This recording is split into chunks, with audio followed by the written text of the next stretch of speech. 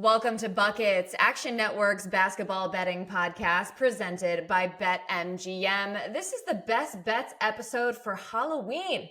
Ooh, spooky. Tuesday, October 31st.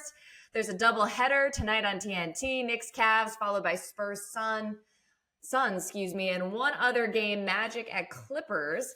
I'm Maria Marino, filling in for Matt Moore. You may know me as host of Green Dot Daily on weekdays at 3 Eastern via the Action app and YouTube channel, or from the WNBA episodes right here on this podcast. Excited to be joined today by our NBA experts, Brian Fonseca and Jay Money.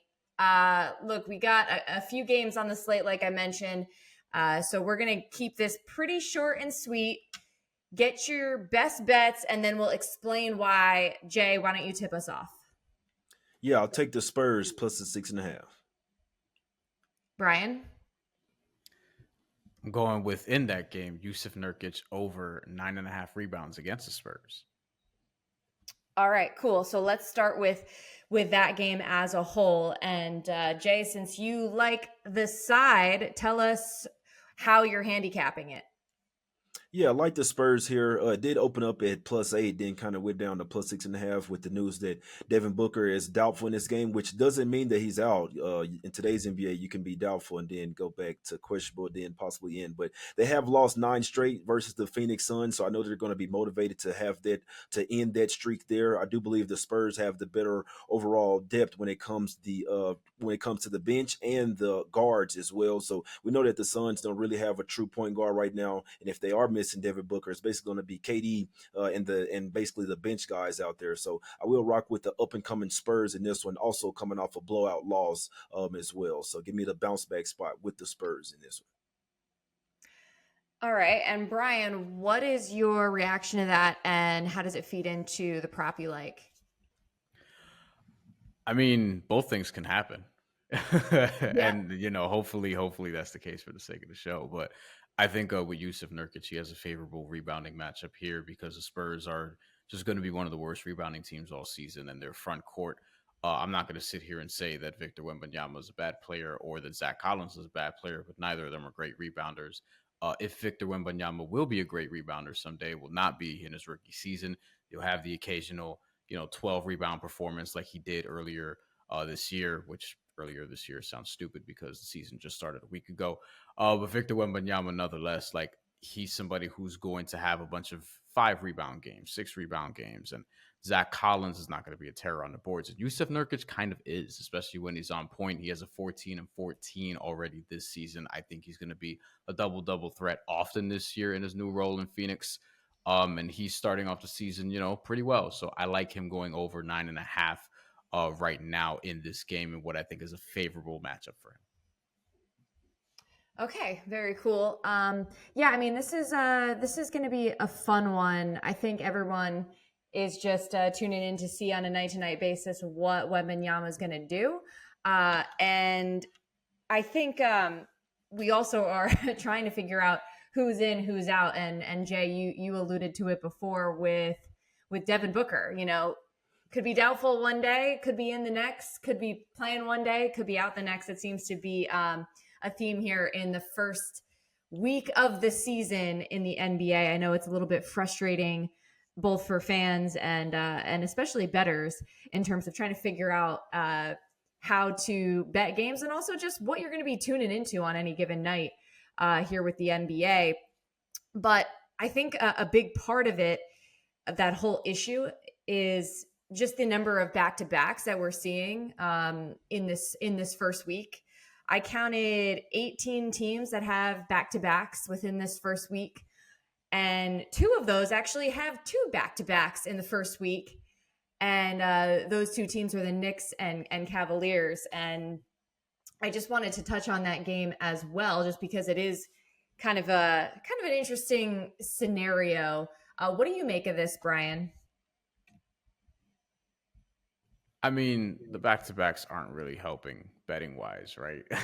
Because it's like It's constant, and if you're playing fantasy, forget it. Like I've already dealt with. What do you mean Bam Adebayo is not playing all of a sudden because of a hip contusion after he was, fine, and all of a sudden he's doubtful and he's out, and then, I have to pick up. I don't even remember who I picked up for fantasy this week, but it was just a role player. It was like Aaron Neesmith or somebody like that. Yeah, so it's just gonna be weird, and this is what we get because it's an 82 game season, and the season is very long, and early on, you've already had players rest. It seemed like Bradley Beal rest the season opener, which I don't understand like what's going on there. But yeah, I mean, who's in, who's out is going to be a big thing, and this is why I don't get caught up in sample sizes with betting this early in the year because we're not going to have a healthy sample size of who's playing or trends and things of that nature. I think we're still a couple weeks away from having like real data, real sample sizes to sort of wager in on. And right now, since it's still early, we're all just kind of guessing. And some would say that since we're betting, we're all just kind of guessing to some degree. But I think the guesses will become more educated as we move on because we're going to have more to work with. Right now, I mean, it's just kind of like almost Russian roulette to some degree. Jay, do you agree with that? And how do you sort of weigh out the possibility of like a last minute injury when you're deciding what to bet?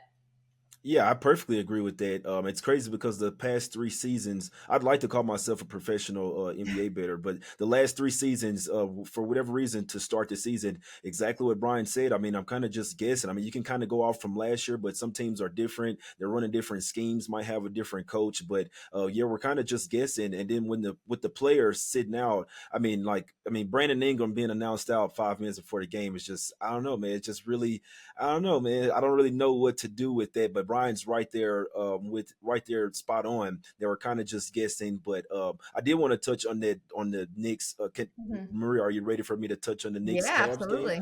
Yeah, because this was a spot that I really had circled to back the Cavs here. They kind of built their team around like getting more 3-point shooters and things like that, getting more toughness built around facing the Knicks. We all know that they got put out of the playoffs in the first round by the Knicks. They only won one game as well, so they lost the series 4-1. This is a circle spot for them, and first game of back to back as well. A little bit kind of like a baseball series, but I thought the Cavs might be taking this game a little bit more serious. I've been seeing Jared Allen practicing as well. I know Garland is really injured, which I mean Jared Allen is as well, but I've been seeing him practice, and I thought that he was going to be in for this game, thinking that this was a huge game, but it looks like they are going to be out. But if Donovan Mitchell does play, something tells me that he still tries to do his best to try to get the Cavs to come out here with a win, who are 0-2 so far at the house.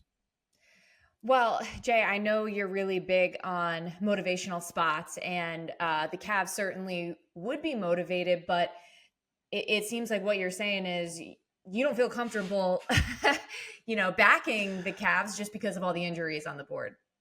Yeah, that's a fact. Yeah, I'm probably gonna stay off of them, but like I said, if I had at least Jared Allen there, even Darius Garland could be out. I think that Levert and Donovan Mitchell, who isn't ruled in yet, still might have something to say. Brian, you're probably bigger on the props. I feel like if Donovan Mitchell does play here, he could probably be very live to go over his points prop because it's basically going to be him and Levert, and then maybe some guys like Max Strus. But this is going to be all on Donovan Mitchell, and they know how they went out sad in that playoff series. They said the lights were too bright for them. So this is still a circle spot for him, but with those two major injuries, I do think I'm going to lay off this game. Yeah, and Brian, I'll get your response to that. The one good thing, I guess, is if you bet a player prop on, someone specific and then they are ruled out, you get your money back, right? But that's probably a rare occurrence. That being said, how are you looking at this matchup from a player prop perspective? Yeah, and I'll say also, like from a team standpoint, I was looking at betting the Cavs also because it felt like a good early season revenge spot, which you do get in the NBA, but with all the injury uncertainty, we'll probably have to wait till close to the tip, maybe 30 minutes, maybe 5 minutes. But player prop wise, with Jared Allen out, and even with Jared Allen in, I'm not sure how much this would have impacted it given what we saw in the playoffs. But Mitchell Robinson over 9.5 rebounds, I actually saw at plus 110 at one book, which I found very interesting. He's gotten 15 and 13 in his last couple games. And Mitchell Robinson did go off from a rebounding standpoint in the last couple playoff games with 11 and 18 against the Knicks last year. Did have a couple unders as well, but did have some, multiple 5 offensive rebound performances before those last couple games as well. And I think that with Jared Allen out, like that's gonna make it a little more easy for Mitchell Robinson to sort of get these boards. As long as he stays out of foul trouble, that's sort of a caveat. But with Evan Mobley there, it's just less of a threat from a rebounding perspective. As high as we all are on what Evan Mobley could be, he still is kind of like more of a tweener between that 4 or 5 spot as opposed to just a straight up 5. So I think that Mitchell Robinson could have a field day rebounding the basketball. For whatever reason, I like rebounding props. Even though, it's not sort of really my bag. I tend to look at assists because I was a point guard because I'm a short dude. And yeah, we'll go with Mitchell Robinson over 9.5 rebounds against the Cleveland Cavaliers. Look, I'm like 5 foot something. You know what I mean? So I didn't have a lot of options. I was not a center at all. I wish I played with good centers back in the day, but I often played without a center at all. But it is what it is. I'm not bitter about it at all. All right. I'm just saying, Jay, I know you hoop. Like, we need to get this Action Network game going. Like, we need a pickup game next time we're all in the same city. 3-point contest, all that. Yeah, 3-point contest. Right. We got to. I need to get back in basketball shape. I'm in like other athletic shape, but basketball wise, I gotta get it back. That's tough to do. All right. So to recap, your best bets: J Money likes the Spurs plus 6.5. Meanwhile, Brian Fonseca likes Jusuf Nurkic over 9.5 boards. And talking about the Knicks Cav game, Mitch Robinson over 9.5 rebounds as well. Like I said, there is one other game. Doesn't seem like we're going to be betting it per se, but I did want to mention Magic and Clippers because once again, we have the Clippers are going to be on the first half of a back-to-back. Magic will be on the second half of a back-to-back. So as I mentioned, I was looking at the schedule and I just was like, is it normal to have this many back-to-backs in a week span? It just seems like a lot to me. And I feel like that's why we're seeing a lot of conversation around resting players and injuries. And, I wonder if that's going to die down a little bit as the NBA season goes on, because I don't think this is what Adam Silver wants us to be talking about, but here we are.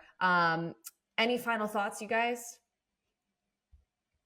I was just gonna say that some of these guys are actually injured, so it's unfair. But it's the track record. It's from the past few years having guys basically just rest. I mean, it's like Jimmy Butler resting the other day, right? So, I don't think it's gonna change. Personally, I just think the NBA players these days are getting softer and softer by the year. Well, I'm glad you did mention sort of the difference between resting and legitimate injuries. And sometimes it's hard to tell, right? Because when you see something pop up last minute, like for instance, you brought up the Brandon Ingram injury Monday night coming out, which was listed as right knee soreness. I have no reason to think that is not a legitimate injury, but like you said, because of the tendencies we've seen in the past with some of these players resting, it makes you question, is that legit? But I want to be fair to the players. I want to give the players the benefit of the doubt because I don't think this is all on the players. Matt Moore went on a rant on this podcast a day ago saying like, hey, the training staffs are recommending this, and they have data that back it. And particularly, once again, in regards to back-to-back situations.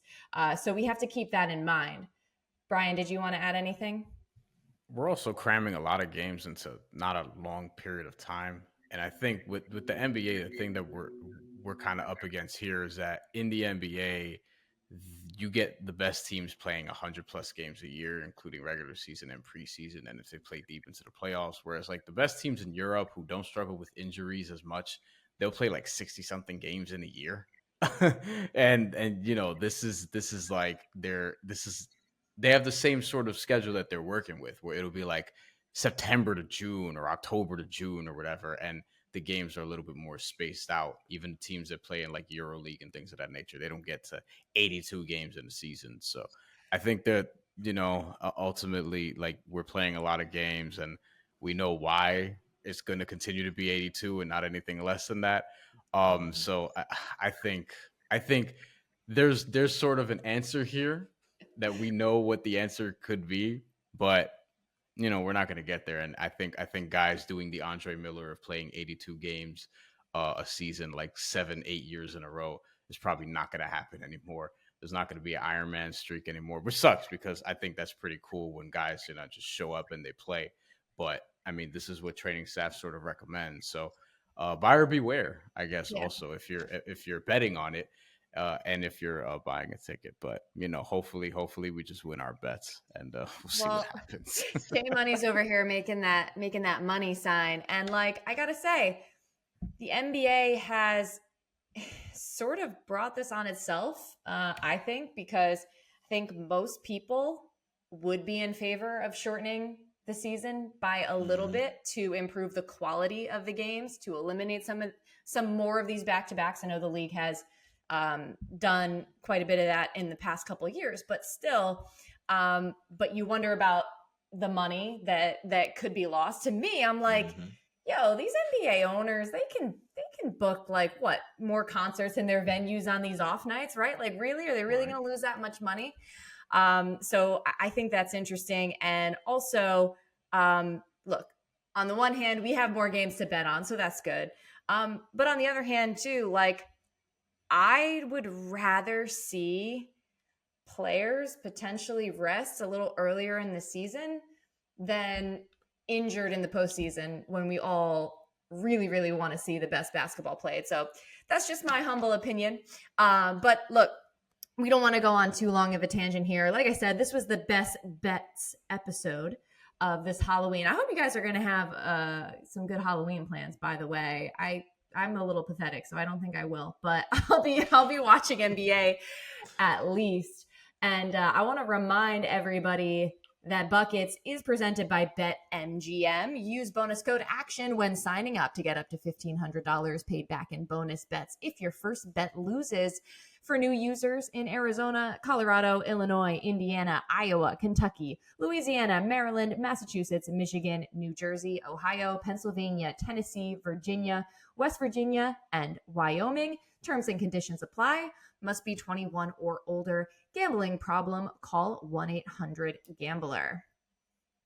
All right, this has been Buckets. Thanks so much for listening. Once again, I'm Maria Marino. Thank you, Brian Fonseca and Jay Money, for joining. Good luck, and Buckets will be back tomorrow.